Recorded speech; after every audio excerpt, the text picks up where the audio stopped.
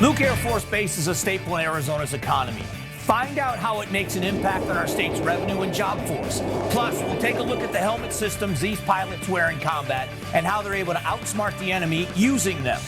And uncertainty in the economy continues to grow. The big question in everyone's mind is the country headed for a recession? It's all that and more this evening on Broomhead. Welcome, I'm Mike Broomhead.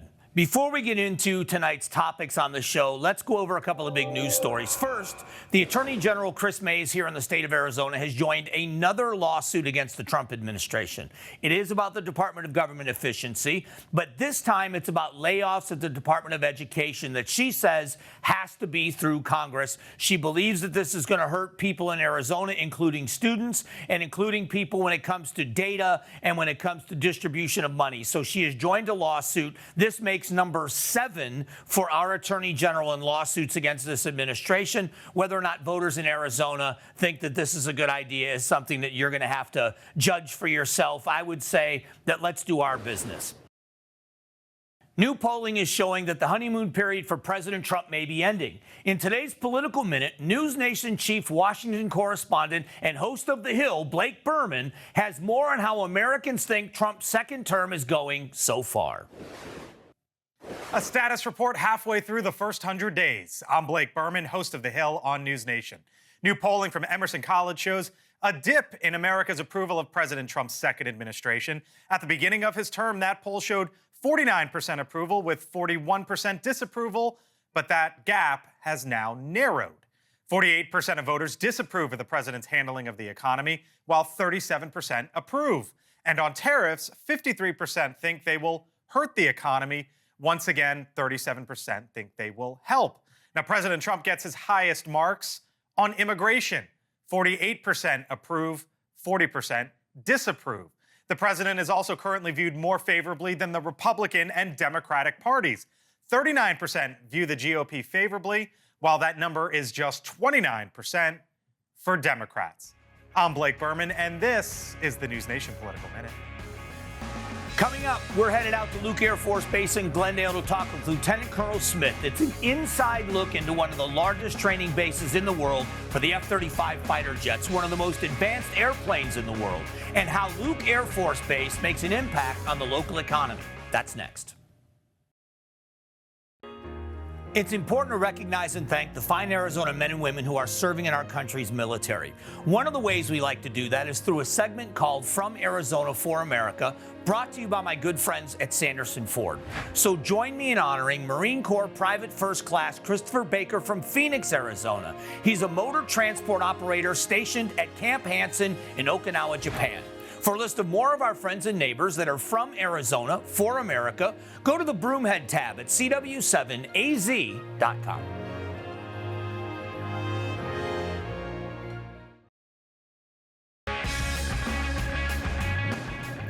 Obviously, we are out at Luke Air Force Base, and we are with Lieutenant Colonel Smith. Thanks for doing this. I appreciate the time. What is your full title? Your title here on the post. Yeah, so I'm a Lieutenant Colonel in the Air Force, and I'm the Deputy Commander of the Mission Support Group. So what Luke Air Force Base is known for is training the best pilots in the world. That's right. So this is what you're known for, but there's so much more that happens here. Before we talk about the pilots that train here, let's talk about the impact of Luke in the community around us. Sure, so we have 7,000 people that work here on the base. So we're like a small city of our own, situated in Glendale. And the vast majority of the people that work on base live in the local communities. Only a small percentage lives on the base. And so we're in the communities. Our kids are going to the local schools. We're shopping, at the local small businesses. And, we're a big part of this community. And many of your spouses also are working in the community as well. That's right. It's a big challenge for military spouses when they move states or even move different countries to pick up where they left off. And so there is some great federal legislation that lets them transfer their credentials if they're a teacher or they're a medical professional. And so now it's much easier for them to transfer and find a job when they hit the ground here. So let's talk about the pilots. You could put me in a NASCAR, and it's not going to drive the way a professional driver drives it. Sure. Talk about the people that you train to fly this aircraft and what makes them the best in the world. So we put through about 250 students a year. And when they reach us, the youngest students have gone through about 1.5 years of pilot training. And so they've proven themselves. They have Air Force wings on their chest. They're a certified pilot. But we have to teach them how to fly this plane, a very advanced, complex fighter jet. And so it takes about 8 months to take them learning about the jet, learning about the systems, how it flies, going through about 20 simulator missions before they step in it for the first time and fly on their own. There's no two-seaters, so the first time you fly, you're all by yourself.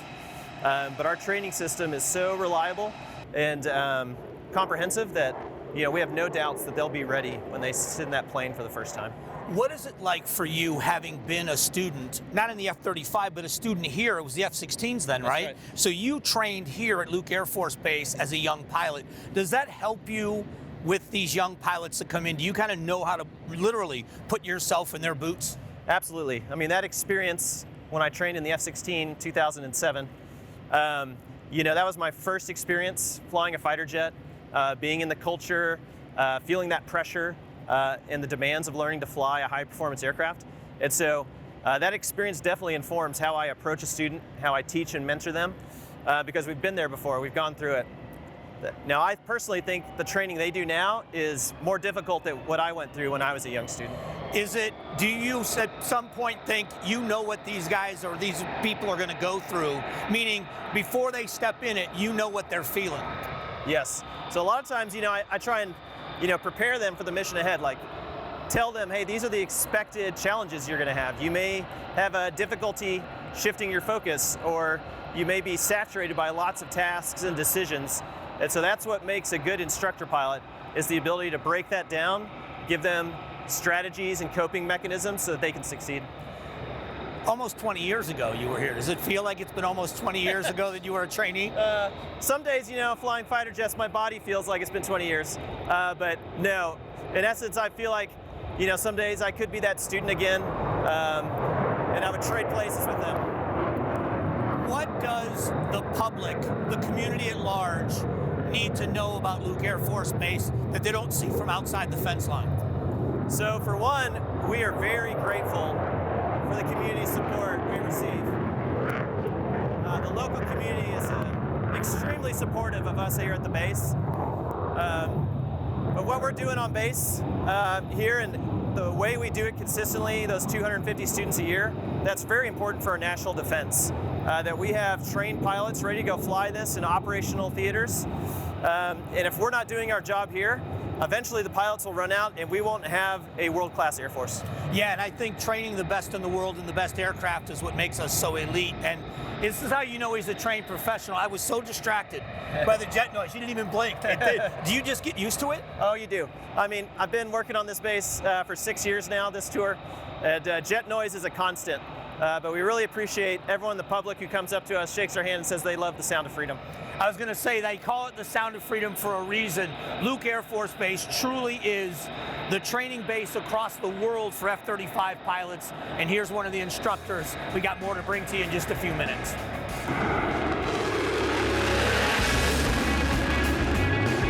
Coming up, it costs over $500,000 to make custom helmets for the F-35 pilots. But what kind of technology is used? Find out after the break.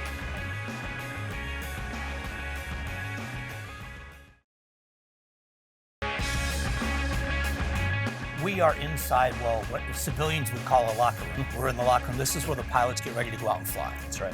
So much, I would say much like the NFL, it's a team. So they prepare, they come in here, they get dressed out, except there's a lot of significance and technology that goes into the gear you guys wear. Can you explain that to us? Yeah, so probably the most interesting part of the equipment we have is this helmet. And so this helmet is specially designed for each pilot. It has a fiber optic cable here that connects to the computer of the aircraft. And it has a number of projectors in this electronics unit that project symbols and video onto our visor as we're flying. So wherever I look, I have information displayed in front of me, telling me where I am, how fast I'm going, how high I am, and I can also use it to cue weapons. So if I see an enemy aircraft off to the side, I can point my head in that direction. I can lock up that aircraft with the sensors on the airplane and employ weapons.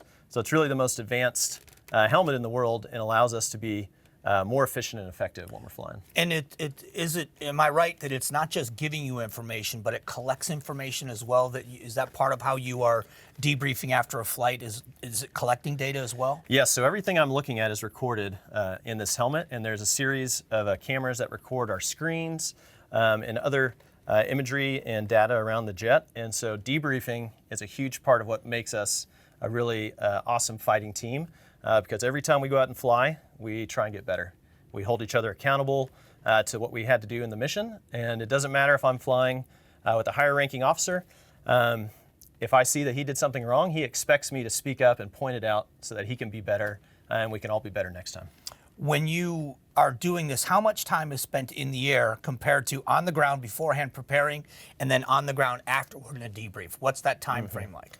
So when we fly, typically we're about an hour and a half airborne, and about 45 minutes of that is actually doing a mission, all right?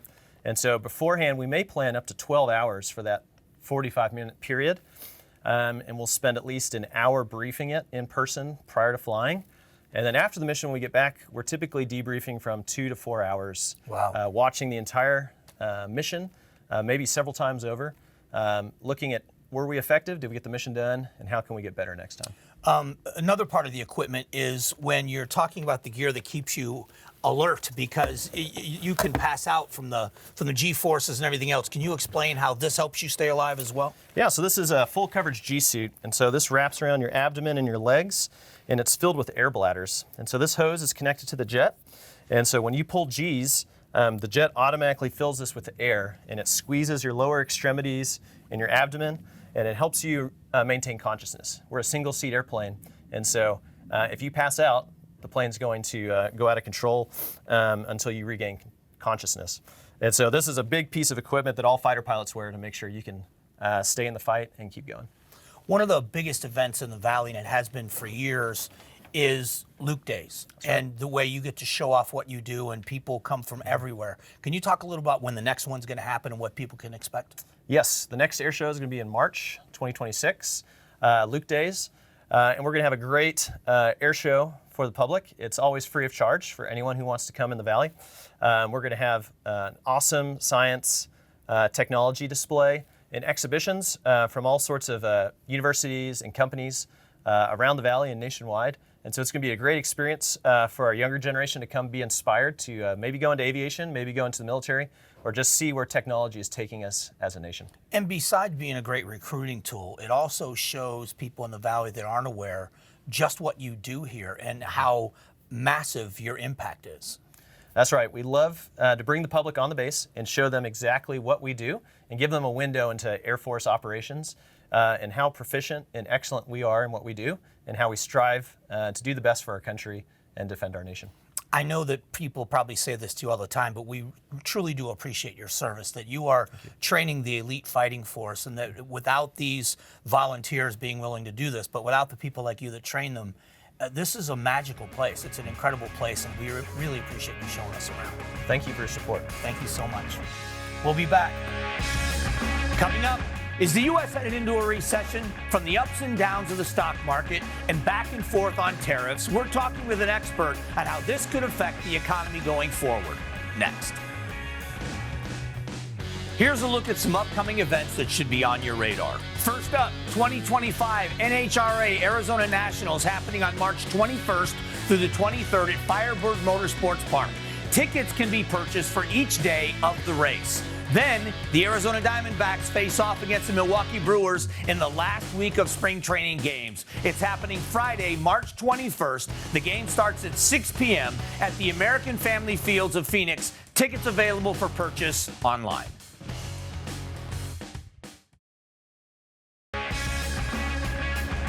All right, the conversation about the economy and tariffs and what direction we're going after we watch what happened on the stock market. So we turn to our resident expert, Dr. Alex Tyson from Grand Canyon University. Thanks for doing this again, Doctor.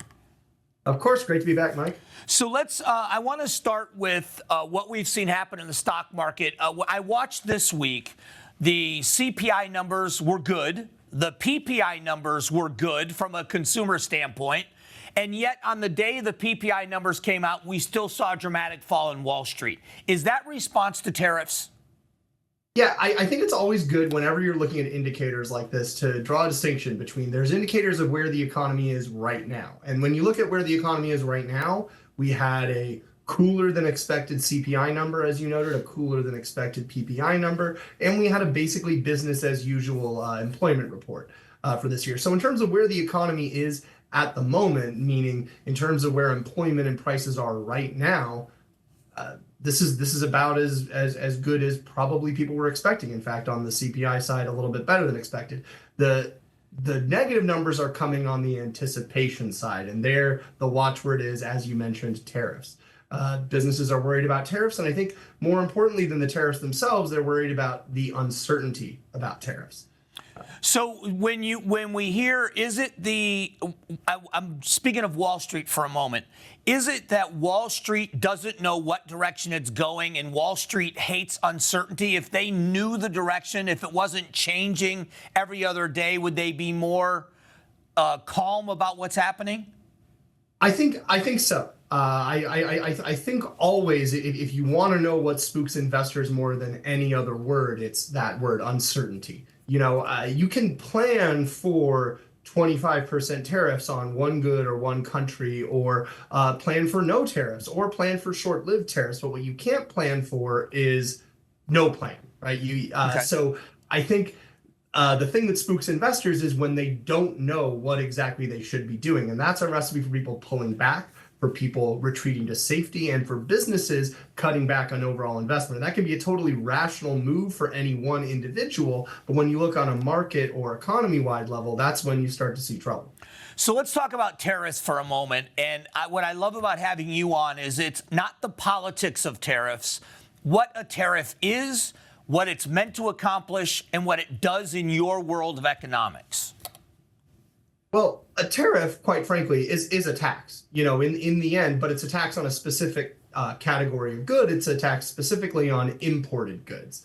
And when you talk about what tariffs are intended to accomplish, they can actually be intended to accomplish a bunch of different things. On one level, they're a tax like any other. They could be a way of raising revenue over a longer period of time. And you've certainly heard that floated as a way of potentially replacing things like taxes on tips or taxes on overtimes or taxes on Social Security. It could also be a foreign policy tool. It could be a way to extract concessions, and that's certainly been another thing that you've heard discussed. And finally, it could be a tool to restructure or incentivize industries to restructure where they locate, which is also, again, something that you've heard of. And interestingly enough, depending on which goal you're actually aiming for, that's going to make a huge difference to whether a certain tariff policy is or is not effective. You can't just say, oh, are tariffs good or bad? You have to say, well, are tariffs good or bad for a specific purpose? So when you see what's happening politically with this, do you believe in response, because countries need to work together, do these things normally resolve themselves where the countries are working together? I mean, traditionally, that's always how these sorts of things in the end gets resolved. The part of the reason why you haven't had a kind of trade war on this scale, or at least a potential trade war on this scale in the past, is because mostly these things do in the end get negotiated out. And I think that's probably the main hope that a lot of Wall Street investors are hoping for, right? And a lot of businesses in the U.S. are hoping for, is that we can get a kind of longer term accord on what exactly the long run structure of trade and tariff policy will be. Dr. Tyson, I always appreciate the expertise. I like taking the politics out and go to the experts, and you're truly that. So thank you for your time. Awesome. Thank you, Mike. Great to be here. All right, we'll be back in just a moment.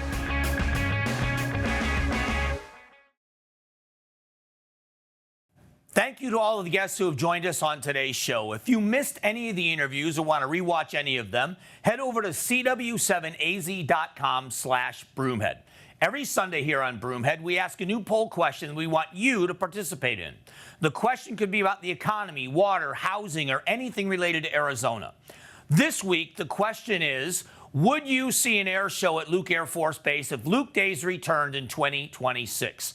All you have to do is head over to cw7az.com/Broomhead to respond to the poll question. Next week, Doge has made a lot of promises of cutbacks and firings, but are all of these changes for the best? And are the changes happening too fast? We're sitting down with an expert to look at the effects of Doge. Thank you for joining us this week on Broomhead.